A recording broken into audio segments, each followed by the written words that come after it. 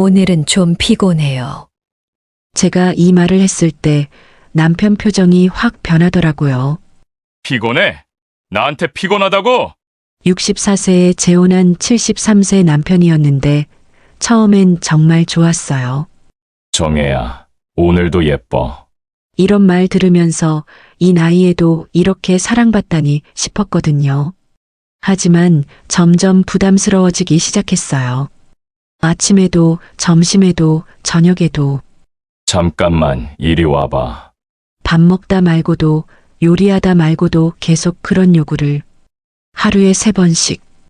우리 나이에 이게 정상인가 싶었어요. 한번 거절했더니 화를 내시고 다른 방에서 혼자. 정말 충격이었어요. 그러던 어느 날 차에서 발견한 빨간색 팬티. 이야기 시작 전 구독과 좋아요 부탁드려요. 감사합니다. 결혼한 지 3개월이 지났을 때부터 재호 씨가 조금씩 달라지기 시작했어요. 처음에는 정말 달콤했거든요. 정혜야, 아직도 이렇게 예쁜데 어떡하지? 그렇게 말하며 제 손을 잡아주시고 어깨에 손을 올려주시는 모습이 얼마나 사랑스러웠는지 몰라요. 하지만 점점 그 빈도가 잦아지더라고요. 처음엔 기분이 좋았어요. 이 나이에 이런 관심을 받다니 싶었거든요. 그런데 며칠 지나니까 뭔가 이상하더라고요. 아침에도 점심에도 저녁에도 계속 그런 식으로 접근하시는 거예요. 재호 씨, 조금 쉬었다가. 정혜야, 나이 들수록 더 소중한 거 아니겠어? 그렇게 말씀하시면서 눈빛이 조금씩 달라지는 게 느껴졌어요. 사랑이라고 생각했는데 뭔가 다른 것 같은 기분이 들기 시작했거든요.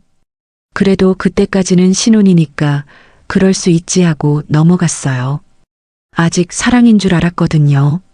결혼 6개월 정도 지났을 때부터 재호 씨가 자주 말씀하시더라고요.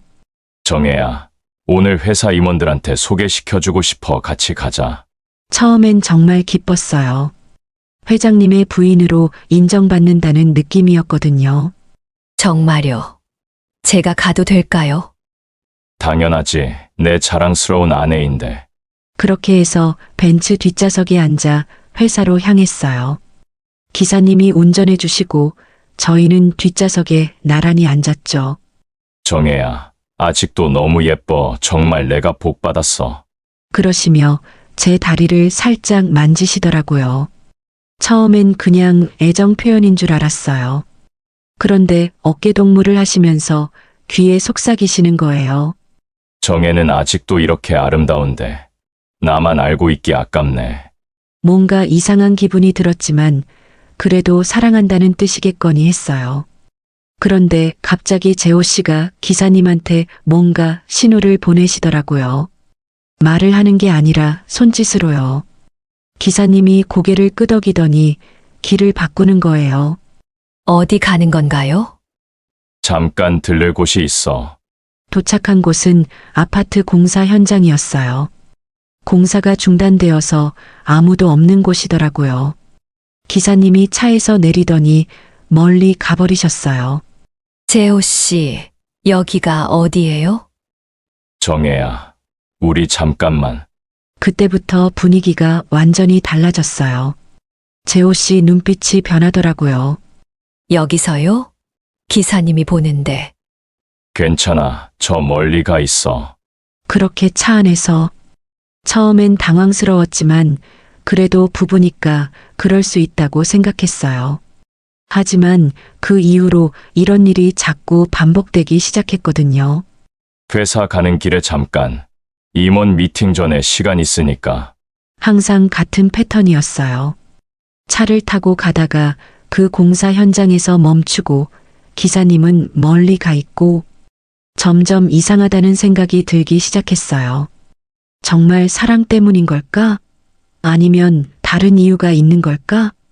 하지만 그때까지는 의심보다는 사랑이라고 믿고 싶었어요. 차에서만 그런 게 아니었어요. 집에서도 마찬가지였거든요.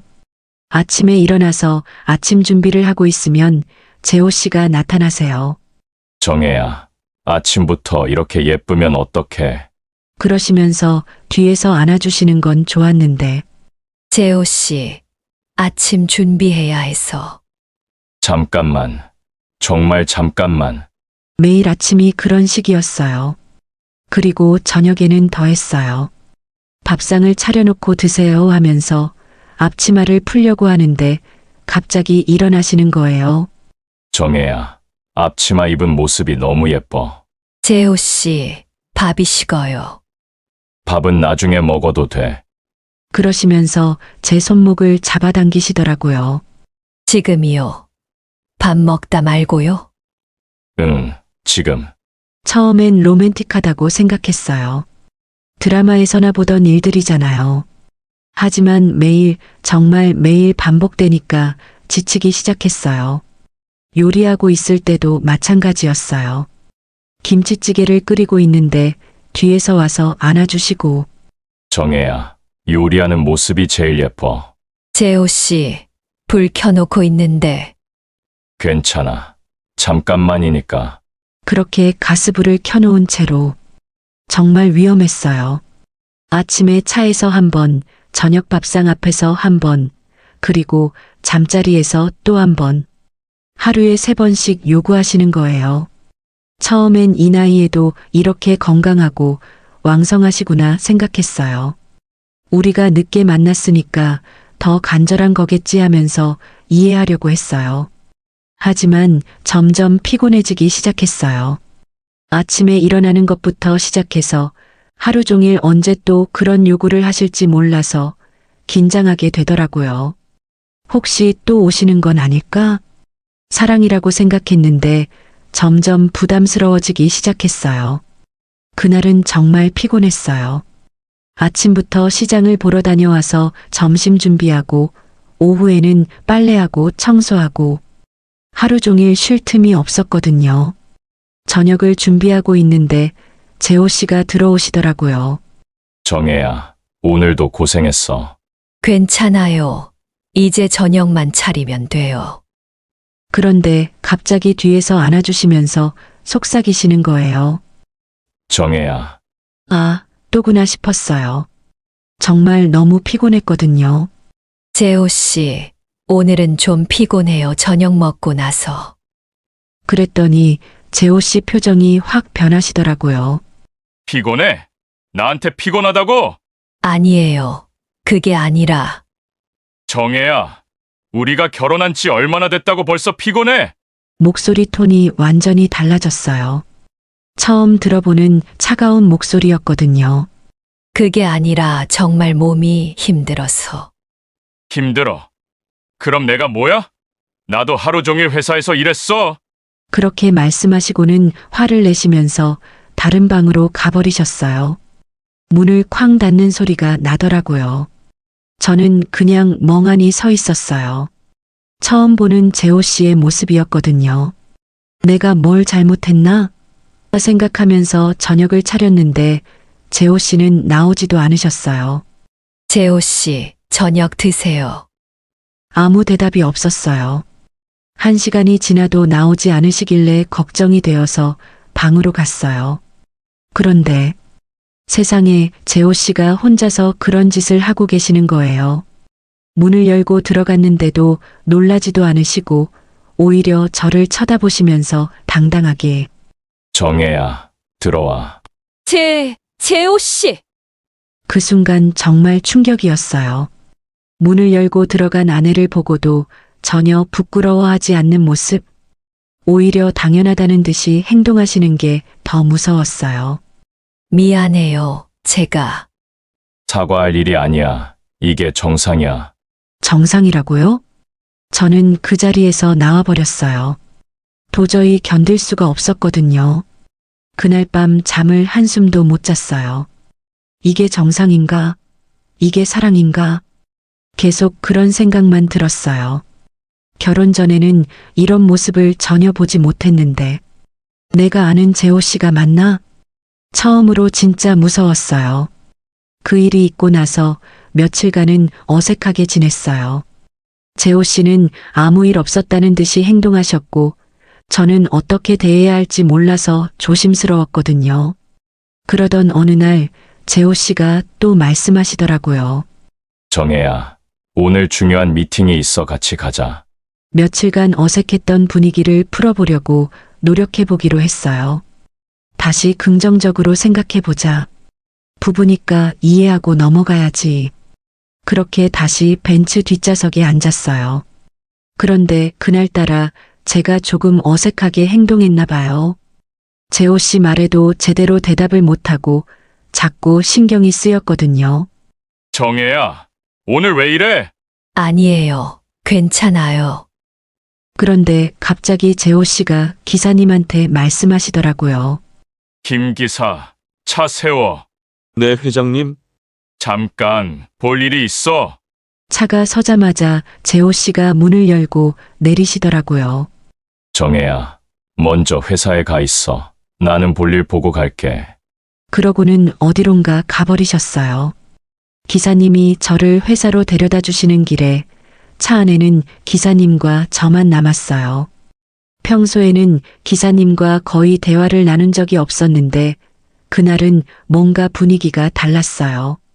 기사님이 백미러로 저를 보시더니 조심스럽게 말씀하시는 거예요. 사모님, 네. 제가 감히 이런 말씀 드려도 될까요? 뭔가 심각한 표정이셨어요. 무슨 말씀이세요? 사모님, 혹시 힘드시지 않으세요? 순간 가슴이 뛰었어요. 뭔가 알고 계시는 것 같았거든요. 무슨 제가 회장님을 30년 동안 모셨습니다. 30년이요? 전 사모님 때부터 모셨어요. 전 사모님, 사모님, 전 사모님께서 어떻게 돌아가셨는지 아세요? 아니요. 자세히는 기사님이 한숨을 깊게 쉬시더라고요. 전 사모님께서 마지막에 하신 말씀이 있어요. 더 이상 못 견디겠다고 하셨어요. 그게 무슨 회장님은 예전부터 그런 분이셨어요. 젊은 아가씨부터 유부녀까지. 이 차에서 정말 많은 일들이 있었습니다. 충격이었어요. 차 청소하다가 여자분들 속옷을 여러 번 주워서 버렸어요. 이 차에서요. 머리가 하얘졌어요. 전 사모님께서도 처음엔 모르셨어요. 하지만 나중에 알게 되셨죠. 회장님이 외도를 하신다는 걸. 그래서 그 충격으로 우울증이 심해지셨어요. 그리고 기사님이 말을 멈추셨어요. 그리고요? 극단적인 선택을 하셨습니다. 세상이 무너지는 것 같았어요. 사모님, 조심하세요. 회장님은 변하지 않으세요. 그 순간 회사에 도착했어요. 사모님, 도착하셨습니다. 차에서 내리면서 기사님이 조심스럽게 말씀하시더라고요. 사모님, 나중에 시간 되실 때 말씀드릴 게 있습니다. 네. 하지만 그때는 미팅 시간이 다가와서 대화를 계속할 수 없었어요. 며칠 후 또 차를 타게 되었을 때 기사님께서 말씀을 꺼내셨어요. 기사님의 말씀을 들은 후로 며칠간 잠을 제대로 못 잤어요. 정말 그런 걸까? 아니면 오해인 걸까? 하지만 의심의 씨앗이 심어지고 나니까 재호 씨의 모든 행동이 다르게 보이기 시작했어요. 그러던 어느 날 재호 씨가 또 말씀하시더라고요. 정혜야, 오늘 신규 사업 관련해서 미팅이 있어 같이 가자. 이번에는 조금 다른 마음으로 차에 탔어요. 기사님의 말씀이 계속 머릿속에 맴돌았거든요. 정혜야, 오늘 예쁘게 차려입었네. 고마워요. 평소처럼 뒷좌석에 앉아서 가는데 문득 발밑이 뭔가 이상했어요. 발가락에 뭔가 걸리는 느낌이 들더라고요. 슬쩍 내려다봤는데 세상에 빨간색 팬티가 보이는 거예요. 제 발밑에 차 바닥에 빨간색 속옷이 있었어요. 순간 심장이 멎는 줄 알았어요. 이게 뭐지? 내 건가? 아니에요. 전 빨간색 속옷을 입지 않거든요. 머리가 하얘졌어요. 재호 씨는 옆에서 아무렇지 않게 앉아 계시고 이걸 어떻게 해야 하지? 들키면 안 될 것 같았어요. 아니, 들키고 싶지 않았어요. 몰래 발로 그 빨간 팬티를 기사님 좌석 밑으로 밀어 넣었어요. 손으로 하면 재호 씨가 볼 수 있으니까 발끝으로 조심조심. 그런데 그 순간 온몸에 소름이 돋더라고요. 기사님 말씀이 떠올랐어요. 차 청소하다가 여자분들 속옷을 여러 번 주워서 버렸어요. 아, 이게 그런 거구나. 이 차에서 재호 씨가 다른 여자와 속이 메스꺼워졌어요. 심장이 쿵쾅쿵쾅 뛰면서 숨이 제대로 안 쉬어졌어요. 정혜야, 괜찮아? 얼굴이 왜 이렇게 하얘? 아니에요. 조금 멀미가. 그래, 창문 좀 열어줄까? 괜찮아요. 하지만 전혀 괜찮지 않았어요. 그 빨간 팬티가 계속 눈에 밟혔어요. 언제 있었던 일일까? 며칠 전? 일주일 전? 나랑 결혼한 후에도 계속 그런 일이 있었던 건가? 미팅 장소에 도착해서도 정신이 없었어요. 재호 씨는 아무렇지 않게 사업 이야기를 하고 계시는데 저는 계속 그 빨간 팬티 생각만 났어요. 집에 돌아와서도 마찬가지였어요. 저녁 준비를 하면서도 밥을 먹으면서도 계속 그 장면이 떠올랐어요. 내가 모르는 사이에 내가 집에서 밥하고 있을 때 생각만 해도 토할 것 같았어요. 그날 밤 재호 씨가 평소처럼 다가오셨을 때 온몸이 굳어버렸어요. 정혜야, 아, 오늘은 좀 아팠어. 처음으로 피하고 싶었어요. 아니, 피해야만 했어요. 더 이상 견딜 수가 없었거든요. 그날 밤부터 열이 나기 시작했어요. 몸살인지 감기인지 아니면 마음이 아픈 건지 알 수가 없었어요. 정혜야, 괜찮아? 병원 가볼까? 재호 씨가 걱정해 주시는 목소리가 들렸지만 대답하기 싫었어요. 혼자 있고 싶어요. 뭐라고? 아픈데 혼자 있겠다고? 네, 좀 쉬고 싶어요. 재호 씨는 이해할 수 없다는 표정이셨지만 그래도 나가주셨어요. 이틀 동안 침대에서 일어나지 않았어요. 밥도 먹지 않았어요. 먹고 싶지 않았거든요. 재호 씨가 몇 번 들어와서 걱정해 주셨지만 저는 계속 등을 돌리고 누워 있었어요. 어떻게 해야 할까? 이대로 계속 살 수 있을까? 아니면 모르는 척하고 살아야 할까? 머릿속이 복잡했어요. 밤에 잠도 오지 않았어요. 눈을 감으면 그 빨간 팬티가 보이고 기사님의 말씀이 들리고 전 사모님께서 마지막에 하신 말씀이 있어요. 더 이상 못 견디겠다고 하셨어요. 그 말이 계속 귓가에 맴돌았어요. 나도 전 부인과 같은 길을 걸어가고 있는 건가? 무서웠어요. 둘째 날 저녁 재호 씨가 또 들어오셨어요. 정혜야, 이제 그만 일어나 2일째잖아. 뭐가 그렇게 힘들어? 말해봐. 저는 천천히 몸을 돌려서 재호 씨를 봤어요. 그 순간 확신이 들었어요. 이 사람과는 더 이상 살 수 없다. 20년 전에도 사랑 때문에 일을 포기했는데 이번에는 사랑 때문에 제 존재 자체를 포기하게 될 것 같았어요. 재호 씨, 응, 말해봐. 이혼하고 싶어요. 재호 씨 표정이 순간 굳어졌어요. 뭐라고? 이혼해요. 더 이상 함께 살 수 없을 것 같아요. 정혜야, 갑자기 왜 이런 소리를? 갑자기가 아니에요. 생각 많이 했어요. 재호 씨가 침대에 앉으시더라고요. 뭐가 문제야? 내가 뭘 잘못했어? 뭘 잘못했냐고요? 하지만 그걸 다 말할 수는 없었어요. 너무 치욕스러웠거든요. 그냥 맞지 않는 것 같아요. 맞지 않아. 우리가? 네, 한참을 말없이 앉아 계시더니 재호 씨가 말씀하셨어요. 알겠어. 너무 의외였어요. 화를 내실 줄 알았는데 그렇게 하자. 이혼하자. 정말요? 응, 억지로 잡고 있을 이유는 없잖아. 그렇게 쿨하게 말씀하시는 모습을 보니까 더 확신이 들었어요. 역시 나는 그저 그런 존재였구나. 결혼 생활 2년 만에 내린 결론이었어요. 더 이상 남의 그늘에서 살고 싶지 않다는 결론이었거든요. 이혼 절차는 생각보다 간단했어요. 재호 씨가 정말 쿨하게 해주셨거든요. 재산 분할도 해주시고 당분간 생활비까지 지원해주겠다고 하셨어요. 회장님의 재산에 비하면 작은 금액이었지만 저에게는 큰 도움이 됐어요. 받은 돈 중 일부는 아들을 위해 저축해 놓았어요. 나중에 아들이 결혼하거나 사업할 때 도움이 되라고요. 그리고 나머지로는 작은 원룸을 월세로 얻었어요. 크지는 않았지만 제 공간이 생겨서 기뻤어요. 정혜야, 앞으로 잘 살아. 재호 씨도 건강하세요. 그렇게 2년간의 결혼 생활이 끝났어요. 66세에 다시 혼자가 됐죠. 처음엔 막막했어요. 이제 뭘 해야 하지? 이 나이에 어디서 다시 시작해? 며칠간 멍하니 지내다가 문득 생각이 났어요. 예전에 보험회사에서 함께 일했던 동료 미경이가 떠올랐거든요. 용기를 내서 전화를 걸었어요. 미경아, 나야 정혜야. 어머, 정혜야, 오랜만이다. 잘 살고 있지?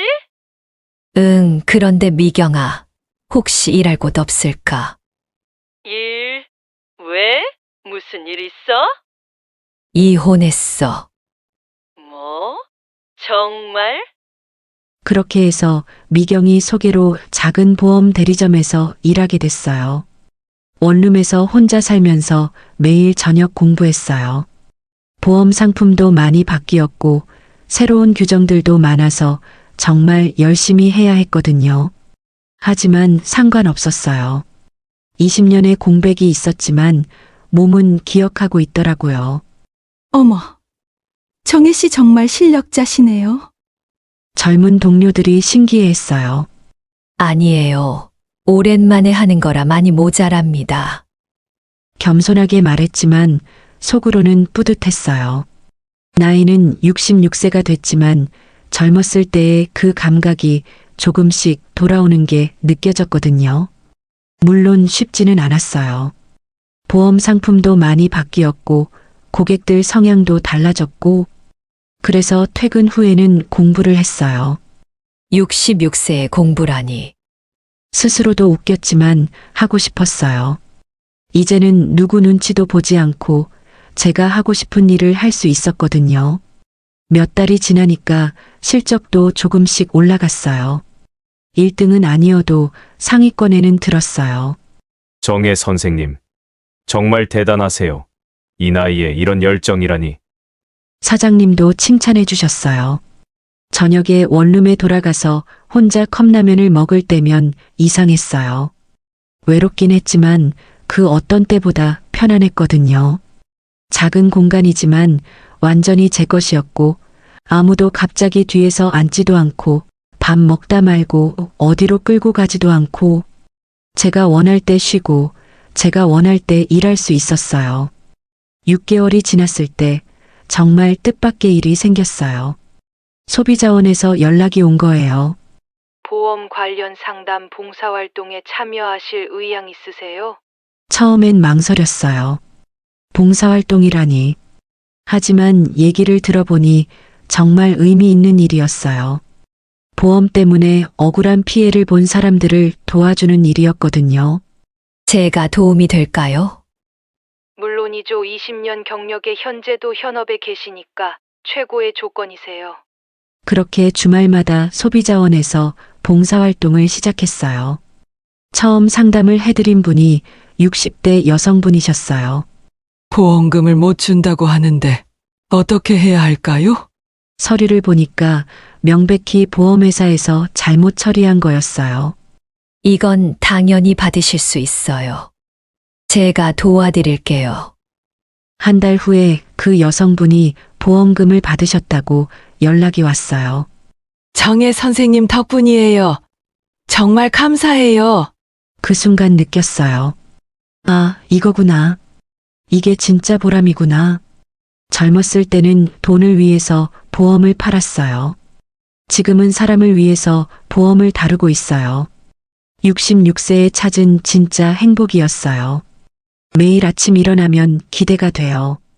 오늘은 누구를 도와줄 수 있을까? 내 경험이 누구에게 도움이 될까? 이제야 알겠어요. 진짜 사랑은 받는 것보다 주는 거였고, 진짜 행복은 돈이 아니라 보람이었어요. 66세, 늦지 않았어요. 아니, 이제야 진짜 제 인생이 시작된 것 같아요. 여러분, 나이가 들수록 진짜 소중한 게 뭔지 알게 되는 것 같아요. 사랑이라는 이름으로 포장된 이기심보다는 진심으로 서로를 배려하는 마음이 더 중요하다는 걸요. 66세에 새로 시작한 제 인생, 정말 행복해요. 혼자라서 외롭긴 하지만 그 어느 때보다 자유롭고 편안해요. 늦은 나이에도 용기 내서 새로운 선택을 할 수 있다는 걸 보여드리고 싶었어요. 여러분도 힘든 상황에 계시다면 포기하지 마세요. 언제든 다시 시작할 수 있어요. 황혼의 깊이 있는 이야기들을 계속 보시려면 구독과 알림 설정으로 함께 해주시고 좋아요로 응원해주세요. 여러분의 클릭 하나로 제가 영상을 제작하는데 큰 힘이 됩니다. 인생의 황혼에서 다시 피는 늦은 사랑과 우리 모두가 경험할 수 있는 외로움과 용기에 대해 이야기하는 늦게 핀 지혜였습니다.